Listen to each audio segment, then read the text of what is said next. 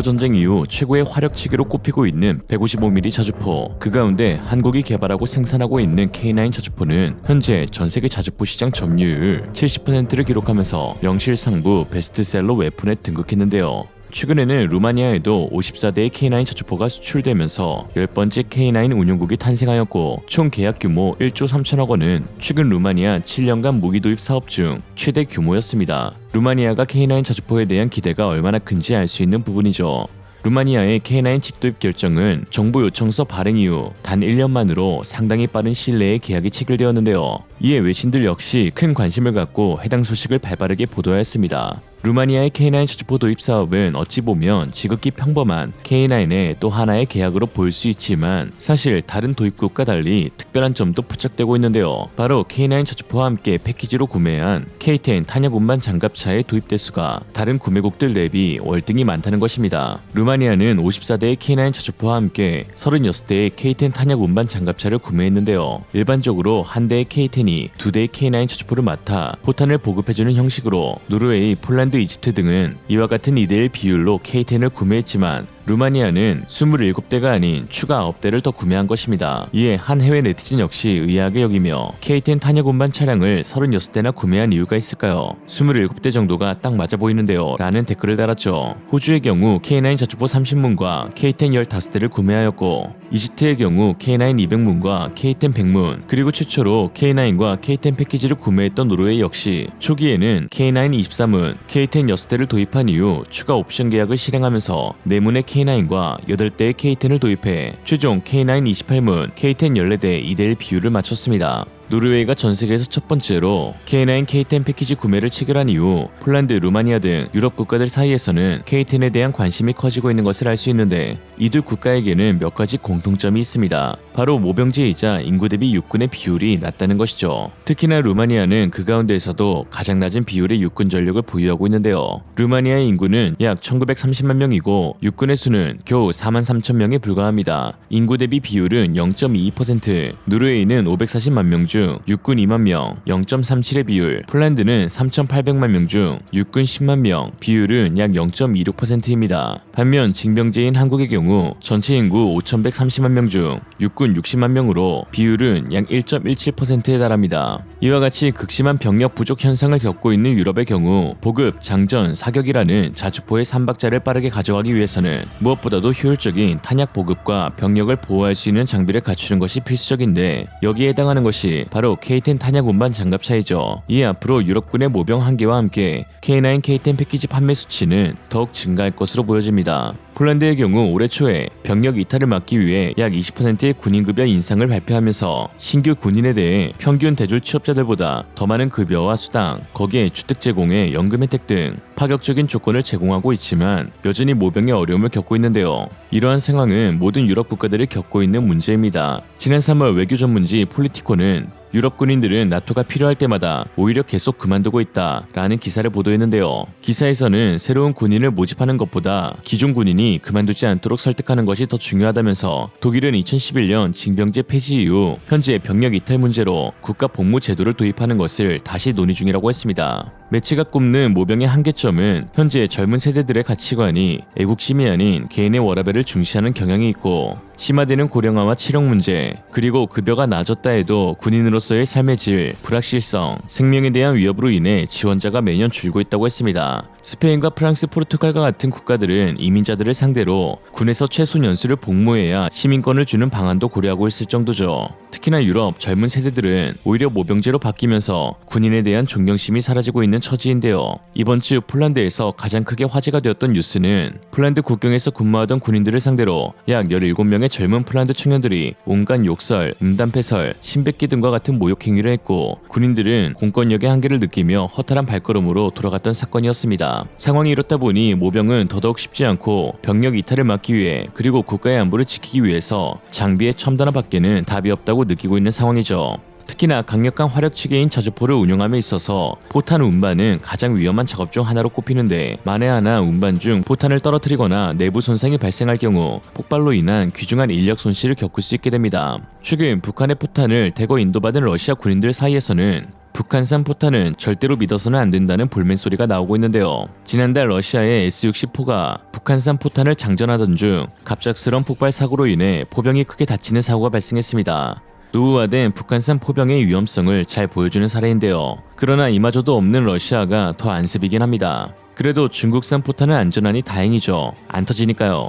현재 북한 포탄은 그 성능뿐만 아니라 다른 방식으로 또 다른 조롱의 도구가 되고 있습니다. 최근 밀리터리 팬들 사이에서 유행하는 것 중 하나는 돈을 지불하여 러시아가 운용하는 북한 포탄에 그림을 그리는 것인데요. 여기에는 트럼프 지지글, 바이든 지지글, 각종 애니메이션, 조롱성 뻘글 등이 있습니다. 북한산 포탄 위에 그림을 그리는 건 30유로라고 하네요. 이런 상황 가운데 한국이 세계 최초로 개발한 K-10 탄약 운반 장갑차와 155mm 포탄의 안전성은 K9의 화력을 배가시켜주고 있어 서방 진영 유럽 국가들에게 필수템으로 꼽히고 있습니다. K-10 장갑차는 K9 자주포 차체를 기반으로 개발하여 K9 자주포가 가는 곳이면 어디든 함께 이동할 수 있습니다. 한 번에 무려 104발의 탄약을 적재할 수 있고 1분당 12발 이상의 탄약을 K9 자주포에 보급하는 것이 가능하죠. 또한 방호력도 갖추고 있어 14.5mm 철갑탄을 막아낼 수 있으며 화생방 방호 시스템도 탑재하고 있습니다. 특히 K9과 K10 형제는 영국에서 발행하는 세계 무기 총남인 제인 영감에 수록될 정도로 포병 무기 시스템 중에 명품으로 평가받고 있는데요. K10이 자동으로 탄약을 보급하는 과정을 보면 굿봉이 차오를 정도로 체계화되어 있음을 알 수 있습니다. 자동화된 로봇에 의해 탄약을 보급하는데 차량의 탄약고와 연결된 길다란 이송장치에는 컨베이어가 설치되어 있어 손쉽고 빠르게 적재 보관할 수 있죠. K10은 또 자동으로 재고 관리가 가능한 데다 자체 고장 진단 기능이 있어 결함 탐지가 용이하므로 정비가 우수하다는 장점이 있습니다. 특히 최근 K9과 K10의 패키지 판매로 추가적인 금전적 이득을 얻고 있는 한화인데요. K10이 이래봬도 대당 단가가 30억 원에 달하기 때문입니다. 이제 K10이 없는 K9은 상상할 수 없듯 이 패키지는 하나의 효자 수출 품목이 되는 것이죠. 최근 K9 못지않게 K10의 인기가 치솟자 중국에서도 신경이 쓰이고 있는 모양입니다. 지난 16일 중국 군사 채널 군미천하는 중국판 K10을 공개하면서 완전 자동으로 빠르게 장전할 수 있음을 수차례 강조했는데요. 도대체 얼마나 뛰어난 장비이기에 K10도 아직 갖추지 못한 완전 자동화를 갖추었는지 궁금해집니다. 그럼 웃을 준비하시고 함께 보시죠.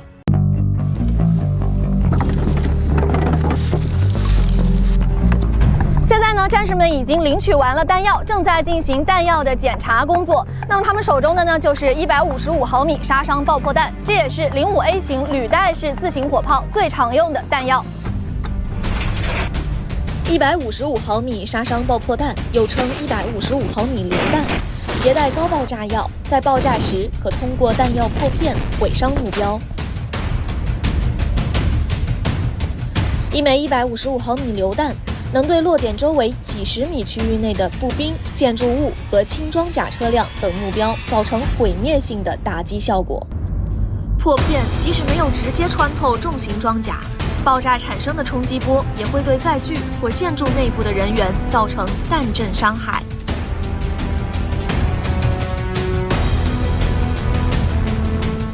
弹药检查工作呢，是在弹药起风之后必须要完成的一项工作。这不仅关乎到火炮的射击精度，也关系到任务能否安全顺利的完成。连长你好，我想问一下，咱们这个弹药检查工作都有哪些要领呢？你看，在我们弹药检查过程中啊，主要是对我们的弹丸、药筒以及引信进行检查。弹丸检查了，主要就是检查表面有无缺损、裂缝，这样我们在实战设计过程中就能够尽少出现我们卡膛或者是炸膛的情况发生。药筒的检查要进行统一称重，主要就是使我们药筒能够达到一致性，这样在我们设计过程中就能够保持我们弹丸的这个弹道一致，能够提高我们的射击精度。引信的检查了，主要是检查表面有无磕碰损坏，能够保证我们的安全性。此时，战士们将刚才检查完的弹药搬至05A 型履带式自行火炮的尾舱进行装填，采用的是半自动装填的方式。将引信和弹丸结合之后呢，他们将弹丸和发射药放置在装填机上。那么155毫米杀伤爆破弹呢，重达45公斤。这样的装填方式呢，可以大大的减少战士们的体力消耗，同时呢，提升发射效率。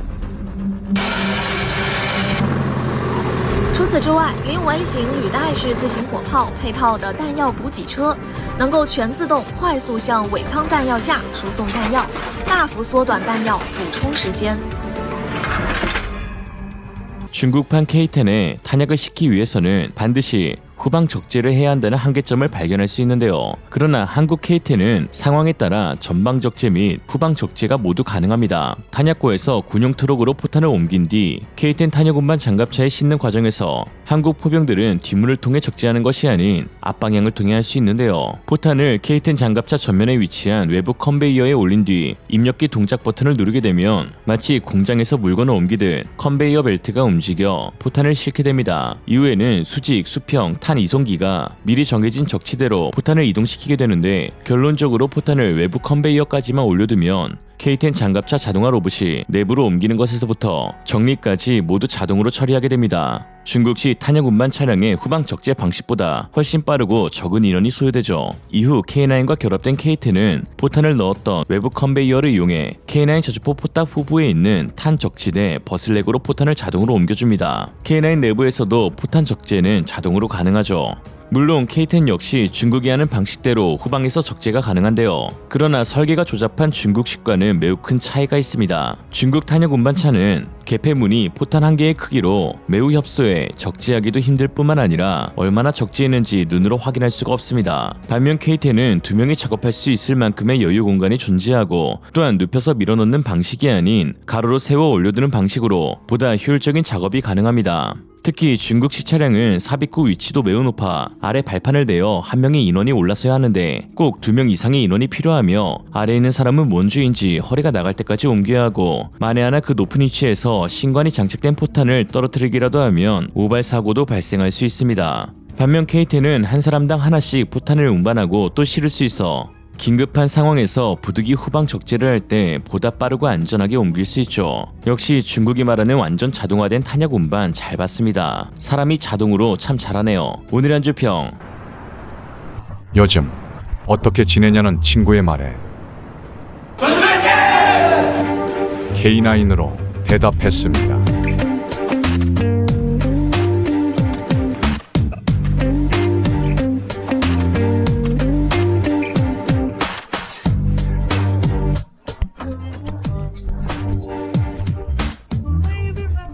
한국이 자랑하는 세계 최고의 저주포 K9이 전 세계에서 인정받으며 엄청난 판매고를 올리고 있습니다. 이에 중국에서도 K9 저주포의 해외 수출에 큰 관심을 내비치고 있습니다. 최근 중국 군사 전문가 채널 대포 707에서는 서방 무기 시장은 왜 한국이 통제하는가, K9 저주포 판매가 뜨거운 이유는 라는 제목의 영상을 공개했습니다. 在过去的很多年里，韩国的 K9雷神自行火炮它卖的确实很火，先后拿下了土耳其、印度、埃及、澳大利亚、芬兰等几个国家的大单，而且人家还要去西方世界的老巢英国去竞标英国下一代的自行火炮选型。于是乎，网上就有了很多吹捧韩国制造的言论，很多人把韩国的 K9自行火炮标榜为继德国 PZH-2000之后的世界上最先进的自行火炮之一，自行火炮界的新标杆。把韩国的 K9捧成业界新标杆，很多人是不乐意，原因嘛大家都懂的。不过虽然说大家不乐意归不乐意，不愿意接受这个事实，但是韩国的 K9卖得很火，它也是一个事实。今天我就给大家分析分析，为什么韩国的 K9能卖得这么火。在过去，美国以及西方的几个强国长期占据了国际军火市场上的大头。他们一方面垄断着先进技术，把先进武器卖得跟黄金一样贵，另一方面又长期的以国防援助的形式去搞过剩产品的半买半送，去抢占市场份额。然而冷战结束了，各国的防务需求它都没有以前那么大了，而且他们的经济情况也没有那么多余钱去发展军事了，所以就是除了德国的 PZH-2000和法国的凯撒之外，其他西方强国基本上连基本的52倍加榴炮、牵引型的52倍加榴炮它都没有换，更别提什么先进的自行加榴炮。在这一时期，因为需求锐减，德国的 PZH-2000它的生产时间比较早，所以它目前基本上就停产了。如果说现在你再想说重开生产线去买 PZH-2000的话，它差不多也是800多万美元的这个良心价，或者你只能去德国的军火库里去淘二手。之前我们觉得卡车炮便宜，毕竟与自行火炮相比，卡车炮它能省出一辆装甲车底盘的钱才对。然而，法国人的凯撒卡车炮，你们知道它卖多少钱吗？500万美元，几乎是一辆99A 坦克的价钱。你花500万美元，你去买一辆主战坦克，你好歹你能拿着这辆车你去吓唬人，但是你买这么贵的自行火炮，你藏在很远的地方，你说这怎么能吓唬人呢？所以就说你现在的西风52倍先进的155自行加油炮，它肯定是卖不动的嘛，它卖到这么贵。接下来大家猜一下，韩国人的 K9 它一辆卖多少钱？40亿韩元，只要40亿韩元，这是它的成本价。2000年前后，当 K9 研制成功的时候，一辆 K9 的单位造价是40亿韩元左右，折合成美元就是330万美元一辆。除了最近的给澳大利亚的生意以外，其他基本上韩国之前所有的外卖订单，它都是按照330多万美元的成本价它往外卖的。与之前动不动700-800万一辆、上千万美元一辆的西风先进自行火炮相比，你说韩国人这样的价钱 K9 怎么能卖得不火呢？ 부러움과 질투가 섞인 반응과 함께 최대한 평가절하하려는 모습이 아주 인상적인데요. K9을 자세하게 분석하겠다며 호언장담하던 중국의 군사 전문가가 내린 결론이 고작 싸서 잘 팔린다라니 요즘은 뒤에 책만 깔아놓으면 전문가가 되나 봅니다. 중국에서 K9 자주포를 특히 더 평가절하하려는 이유는 바로 실전에서 중국산 자주포와 대치 중이기 때문인데요. 바로 인도 라다크 지역입니다. 인도와 중국군은 국경 지역에서 난투극을 벌인 뒤 무기를 증강 배치하며 긴장감을 높이고 있는데 이미 인도는 300문의 K9 바지라를 도입한 후 라다카에서 성능 검증을 마쳤고 현재 100문의 K9을 추가 주문하려는 상황입니다. 지난 11월 28일 인도 마노즈 판데 육군 참모총장은 K9 자주포 추가 도입과 정찰 드론 구매를 위해 한국을 방문했습니다. 최근 러우 전쟁에서 증명된 포병 드론 조합을 한국과의 거래를 통해 도입하려는 것인데요. 인도가 K9 자주포의 추가 구매를 원하고 있는 이유는 고산지대인 라다크 지역에서 보여준 엄청난 적응력 때문입니다. K9은 1000마력 디젤 엔진과 유기압 서스펜션을 적용해 우수한 기동성 및 험지 극복 능력을 지녔는데 인도 자주포 도입 사업 당시 인도군이 요구한 까다로운 현지 평가를 모두 통과한 자주포는 K9이 유일하였습니다. 러시아의 무스타 S는 고각 등판에서 단 한 번도 통과하지 못하면서 결국 K9이 선택되었죠. 또한 연교차가 크고 사계절이 뚜렷한 한반도 특성상 온도에 관계없이 정상적인 기동이 보장되어야 하는데 K9은 산악은 물론이고 평원, 정글, 설원, 사막에 이르기까지 기후에 관계없이 모든 환경에서 완벽한 적응력을 지니고 있습니다. 도대체 한국은 어떤 곳일까?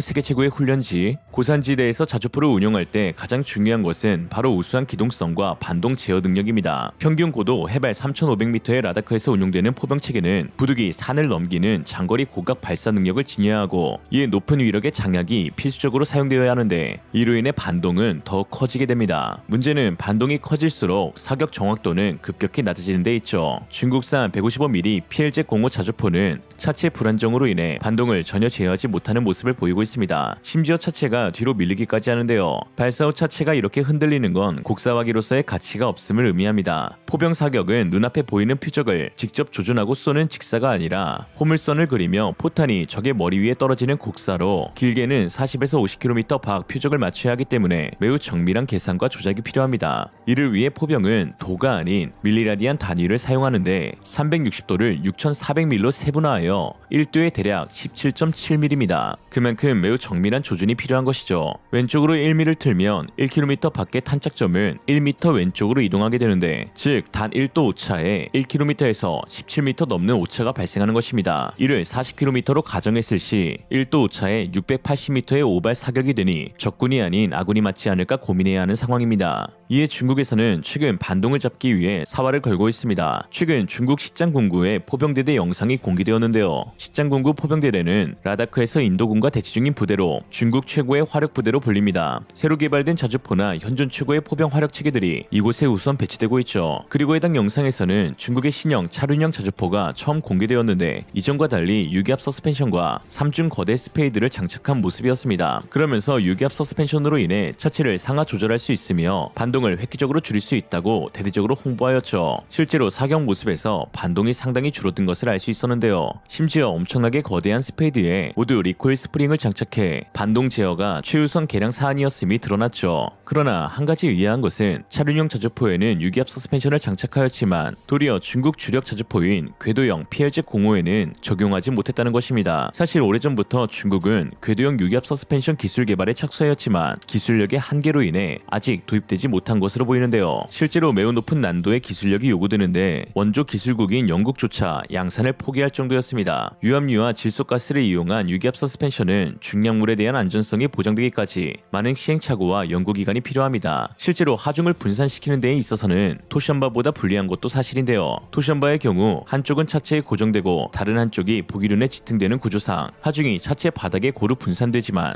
유기압식은 단지 보기륜에 붙어있는 관계로 하중이 집중되는 경향이 있기 때문입니다. ADD 역시 K9 차체 개발 당시 영국 홀스트만 디펜스 시스템에 유기압 현상치를 도입하려 했지만 중량을 지탱하지 못하는 결함이 발견되어 결국 자체 개발로 선회하였고 현재는 HSU를 한 단계 더 진화시킨 반능동 유기압 현상치 ISU를 개발하여 한국의 모든 궤도형 장갑 차량에 적용하였습니다. 중국은 인도와의 긴박한 대치 상황에서 궤도형보다 수월한 차륜형 자주포에 유기압 서스펜션을 도입하였고 결과적으로는 반동을 잡는 데까지는 성공하긴 했습니다. 그러나 또 다른 문제가 발생했는데요. 실전 상황에서 이러한 스페이드 고정형 차륜형 자주포는 매우 불리한 포지션을 가져갈 수밖에 없다는 것입니다. 차륜형 자주포의 한계로 인해 약한 방호력은 물론 포탄을 승무원이 직접 수동 장전해야 하며 여기에 서스펜션 고정 시간까지 매우 긴 시간이 소요되어 즉각적인 사격 대응이 힘들어집니다. 중국이 공개한 영상에서는 4인 1조로 사격을 실시하는데 이 과정에서 전체 발사 과정을 보여주진 않았습니다. 느리니까요. 다만 혼자서 모든 사격 과정을 실시할 수 있다는 것을 장점으로 꼽아 전체 과정을 자랑하듯 보여주었는데 이때도 빠른 속도로 되감기하여 마치 신속한 사격이 가능한 것처럼 혼동을 주고 있습니다. 그러나 영상을 원래 속도로 편집해본 결과 실제 포탄 장착까지 걸리는 시간은 매우 놀라웠습니다.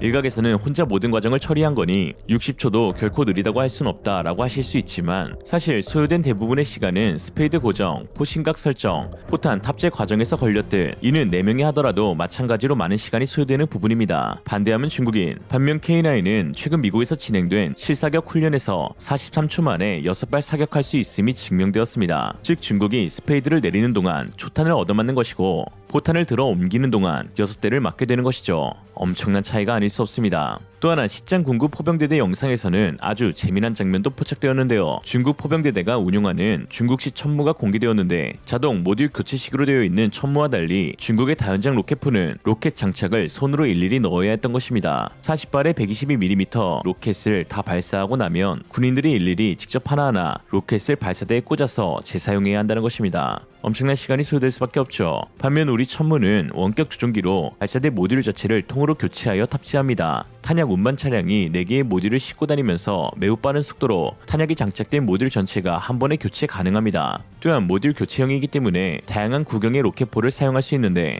호환성은 가히 전 세계 최고라고 할 수 있습니다. 폴란드 랑구스타에서 사용되었던 122mm 로켓부터 130mm 구룡, 230mm 무유도, 239mm GMLRS 유도, 400mm 전술탄도탄, 600mm 전술탄도탄 KT심까지 하나의 천무에서 6개 종류의 로켓 미사일을 발사할 수 있으니 일석육조라 할 수 있죠. 이에 폴란드는 랑구스타 122mm 로켓을 재활용할 수 있어 비용 절감도 하였고 또 자국 내 로켓 생산 라인도 재가동할 수 있었습니다. 오늘날 지상전 최고의 화력수단으로 꼽히는 포병은 우크라이나 전쟁을 통해서 다시 한번 전쟁의 신임을 증명하고 있습니다. 실제로 인도군은 한국의 K9에 엄청난 만족감을 드러내고 있는데요. 지난 2일 인도 매체 트리븐 인디아에서는 시대를 초월한 전장의 왕 포병이라는 제목의 기사에서 과거에는 포병이 단지 적을 무력화시키는 데에만 사용되었지만 이제는 국가의 운명과 야망이 그들 포병에 달려있다라고 했습니다. 그러면서 매체는 2017년부터 M777, K9 바지라 등 현대시 155mm 포 시스템이 운용되기 시작했고 그 가운데 K9 자주포는 우리군 최고의 화력체계로 현재 중국과 분쟁 중인 라다크 지역 최일선에 배치되었다라고 했습니다.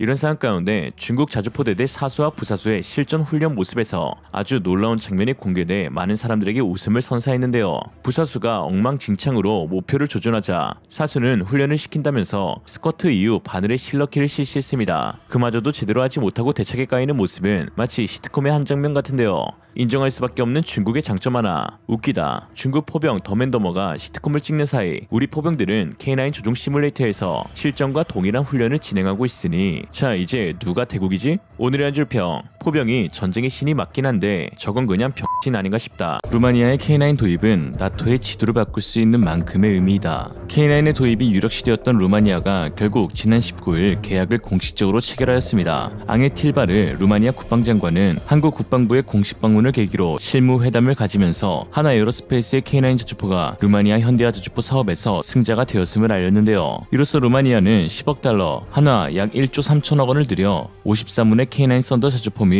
K10 탄약운반 장갑차, 155mm 포탄을 얻을 수 있게 되었습니다. 특히 루마니아가 K9을 도입하게 되면서 전 세계 10번째 운용국이자 나토 6번째 운용국, 최전방 향상된 주둔부대인 EFP 국가 중 3번째로 K9을 운용하게 되어 K9 자주포가 현재 긴박한 유럽 상황에서 가장 환영받고 있는 무기체계임이 증명되고 있는데요. 사실상 나토 표준 자주포로 거듭나고 있습니다. 현재 K9 자주포는 한국, 호주, 인도, 이집트, 터키, 핀란드, 에스토니아, 노르웨이, 폴란드, 루마니아 10개국에서 운용 중으로 이 중 6개국이 나토 소속인지라 회원국 간 교류를 통해 군수 지원과 운용 경험을 공유하는 데 매우 큰 이점을 얻을 수 있게 되었습니다. 나토는 국가 간 연합훈련, 정례 연합훈련 및 EFP 주둔군 상시 훈련 등을 통해 수많은 연합훈련을 실시하고 있기 때문에 이에 무기체계 간 상호 운용성이 가장 중요시되는 부분입니다. 각국이 같은 무기체계를 사용하면 전투 단위 간의 원활한 협력과 조정이 가능해지며 보급 및 유지 보수가 효율적으로 이루어질 수 있고 훈련과 교육 프로그램을 일관되게 구성할 수 있는 데다가 정보 시스템과 지휘 체계를 빠르게 통합시킬 수 있다는 장점이 있죠. 루마니아가 K9을 도입하게 되면 서진 정책을 추진했던 푸틴은 큰 난관에 빠지게 되는데요. 실제로 러시아의 서쪽 인근에 위치한 국가인 노르웨이, 핀란드, 에스토니아, 폴란드, 루마니아, 터키가 K9 자주포를 운용하면서 견고한 방어전선을 구축하고 있어 사실상 러시아의 위협에 가장 큰 억지력을 발휘하는 것이 K9이 되고 있다는 평가입니다. 한편 최근 러시아의 푸틴 대통령은 북한을 방문하면서 양국 간 동맹 관계를 28년 만에 복원시키는 짓을 벌였는데요. 특히 김정은과 푸틴은 협정을 통해 당사국 중 하나에 대한 침략이 발생할 경우 자기가 보유하고 있는 모든 수단으로 군사적 및 기타 원조를 상호 제공하는 조항을 합의해 자동 군사 개입으로 해석될 수 있는 여지를 남겼습니다. 북한과 한국과의 전쟁이 아직 끝나지 않은 상황에서 러시아의 이러한 개입은 충분히 한국에 대한 적대적인 스탠스를 취하는 것으로 봐도 무방하죠. 특히 김정은은 푸틴에게 북한 최고 훈장인 김일성 훈장, 즉 김일성 도르를 수여하면서 러시아 최고급 리무진 아우루스로 극진히 푸틴을 모셨는데요. 해당 차의 번호판에는 6.25 전쟁 정전 협정일인 1953년 7월 27일이라는 숫자가 적혀 있었고 이로써 양국 관계를 6.25 전쟁 직후의 혈맹에 준하는 수준으로 끌어올렸다는 것을 알 수 있었습니다. 푸틴의 이러한 행동은 사실상 한국과 완벽히 척을 짓겠다는 의미로 해석될 수 있는데 이는 현재 러시아 최전선에서 사용되고 있는 포탄의 대부분을 북한이 공급해주고 있기 때문입니다. 푸틴은 김정은에게 우크라이나 문제 등 러시아 정책에 대한 일관되고 확고한 지지에 감사한다라고 했는데 우크라이나 소식통에 따르면 북한이 러시아에 지원한 122mm 방사포탄과 152mm 자주포탄이 180만 발에 이르고 이는 러시아가 수입한 포탄의 90% 이상이 북한산임을 뜻하는 것입니다. 북한은 러시아에 포탄을 지원하고 한국은 최전방 유럽 국가에게 포탄과 포를 수출하고 있으니 사실상 남북 간의 무기 경쟁이라고 봐도 무방한데요. 이에 나토와 한국 간에 더욱 공고한 협력이 요구되고 있고 또 실제로 이루어지고 있습니다. 특히 최근 한국산 무기의 대규모 나토 수출에 힘입어 나토 창설 멤버인 캐나다와 미국에도 한국의 육군 지상 무기가 수출될 가능성이 높아지고 있습니다. 지난달 29일 하나 에어로스페이스는 캐나다 오타와에서 열린 캐나다 최대 방산 전시회 캔색 현장에서 노르웨이 콩스버그와 함께 미래 캐나다 육군 사업 협약을 체결하며 캐나다의 K9 자주포 패키지 수출을 함께 추진할 것이라고 밝혔습니다. 캐나다는 1949년 창설된 나토의 원년 멤버로 현재도 EFP 부대에서 리더 5개국 중 하나의 임무를 맡으며 라트비아의 주둔군을 배치 중에 있습니다. 미국 이외의 유일한 비유럽권 국가이죠. 또한 최근 미국 역시 그동안 추진해온 차세대 자주포 사업이 무산되면서 해외 파트너국의 자주포를 도입하겠다고 했는데 이로써 K9 자주포가 미국 자주포 도입 사업의 가장 강력한 후보로 꼽히고 있습니다. 미 육군은 지난 30년간 차세대 자주포 사업 ERCS를 추진했지만 총 3번이나 무산되어 왔었는데요. 가장 먼저 1970년대 추진된 XM2001 크루세이더 사업으로 운용 인원 3명, 완전 자동화 시스템, 1분의 10발 지속 사격이 가능한 최강의 자주포를 개발하려 했지만 과도한 비용 상승과 함께 냉전 이후 러시아가 더 이상 위협적인 국가가 아니라는 판단하에 사업이 무산되었습니다. 두 번째로 추진된 XM1203은 기동성과 수송 능력에 초점을 둬 389경에 분당 10발, 완전 자동화로 2명의 승무원만이 탑승하는 차세대 자주포였지만 이라크전 이후 개발비의 부담을 느꼈고 특히 이라크전 실전 경험을 바탕으로 방어력을 보다 중시해야 한다는 의견이 모아져 결국 로버트 게이츠 국방부 장관에 의해 사업이 취소되었습니다. 그리고 마지막 세 번째가 바로 아이언 썬더로 불리는 XM1299 차세대 자주포 개발 프로젝트였는데요. 무려 58구경에 사거리 70km를 목표로 하는 인류 최강 자주포 개발을 선언했지만 올해 3월 12일 돌연 취소 발표가 공식화되었습니다. 이유는 개발업체인 BAE 시스템의 기술적 한계로 인해 포신의 마모 문제를 개발 기한 내에 해결할 수 없었기 때문입니다. 이에 브레이킹 디펜스에 따르면 미 육군은 ERCI에서 방향을 옮겨 해외 제품 도입을 타진 중으로 올 여름 가장 빠른 대안을 물색할 것이라고 했는데요. 여기에 한화가 K9 자주포를 내보내며 최근 사업 참여 의향서를 제출했는데 매체는 한화와 독일의 크라우스 마페이 베그만 그리고 BAE 시스템사가 강력한 삼축 경쟁 체제를 구축할 것이라고 밝혔습니다. 이런 상황 가운데 최근 놀라운 소식도 전해졌습니다. 한화 에어로스페이스의 USA 지사 존 켈리 CEO는 K9의 미국 진출 도전은 단순히 사업에 참여하는 데 의의가 있는 것이 아닌 실제 가장 강력한 유력 후보이자 현재 미 육군의 요구를 충족시킬 수 있는 유일한 업체가 한국의 한화인 데에 있다라고 했습니다. 그러면서 특히 한국 기술진들이 지니고 있는 직무 윤리에 대해서 극찬하면서 자신도 볼 때마다 한국인들의 일에 대한 태도는 놀랍게 느껴진다라고 했습니다. 존 켈리 CEO는 데파이로 리포트와의 라디오 팟캐스트에서 이와 같이 밝혔는데 주요 핵심 내용만 살펴보겠습니다. Welcome to the Defense and Aerospace Report. It is my pleasure to welcome to the program today John Kelly, the Chief Executive Officer of Hanwha Defense USA, the American arm of the South Korean defense giant that was founded in 1952 and has since grown to a $45 billion titan across air, land, sea, space, and unmanned systems. John is a defense industry veteran who helped grow BAE Systems over his 3 decades at the company to become one of America's leading defense contractors. And he plans to do exactly the same with Hanwha over the next decade. John, it's a pleasure to finally have you on the program. Thanks for joining us. John, many people are familiar with Hanwha's K9 Thunder self-propelled, modular communications equipment, undersea systems, unmanned vehicles. Hanwha also prides itself on being able to come into markets, build factories, and become almost immediate suppliers. That's certainly one of the reasons Poland picked Hanwha as a preferred supplier a few years ago. You're into year one of a 10-year growth plan in the United States. What's the plan to make Hanwha a household name here as you're trying to make elsewhere around the world? If you look at what we've recently done in Australia off the back of the K9 sale there and the Redback infantry fighting vehicle, it's very much a good template for what we're looking at doing within the Netherlands in July of this year. It's 2 months ahead of program at the moment. That was a 24-month program, and there we'll do a build of the K9 and the Redback. There's some 450 people that we'll employ there initially, and additional jobs within the supply chain. It's that model that I want to bring to the US. Hanwha discriminates in some of the new technology areas we can bring. Certainly in terms of speed and competitiveness, we've been we've found we compare pretty well to some of the existing companies. So we'll continue to build on those pillars. In addition, as I say, to looking towards M&A opportunities. Do you think that's what's going to discriminate you? I mean, the company invests in the U.S. Army, for example, in the Marine Corps, that are hungry for solutions but a little bit short on money. Do you think that that's what's going to give you a little bit of an edge here, and your willingness to partner and invest in facilities and the like in order to get programs off the ground? It's proven successful elsewhere. For us here, I think, from the feedback we've had, certainly originally with Scottish Defence and with Anduril now, is really our ability to lean forward hard into investment. To your point, my only baseline really is obviously what previously happened. We believe we could do that pretty quickly. In fact, we're expanding the facilities we have in Korea at the moment, so it's very topical to what the US is looking. And again, we have experience in manufacturing those, and setting up a US facility on that would be, we don't actually make metal parts for artillery. That's another Korean company. The common denominator seems to be about speed.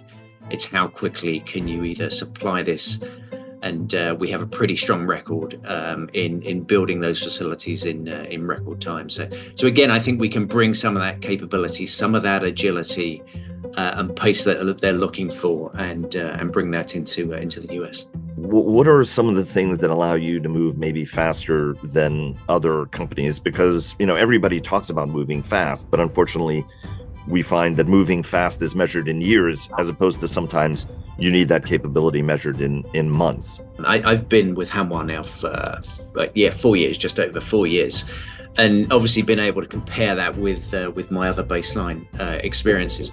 The Korean work ethic that flows through the company is really, really strong. That my Korean, well, not just my Korean colleagues, because the mix of the staff that we have now is both Korean expats and obviously US, and we have far more US than we do Korean expats.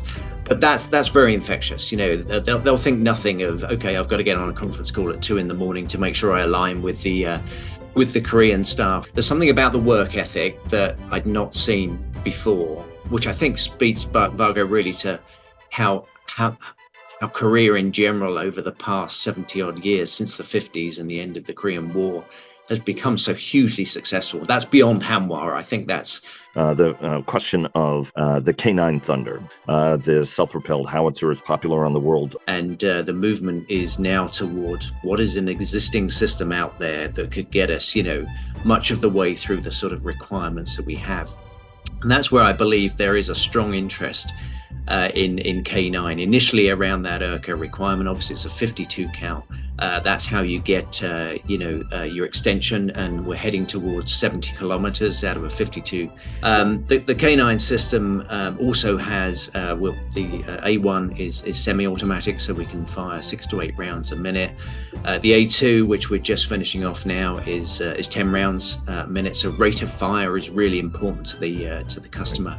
As well, and we have significant automation in that to remove some of the load.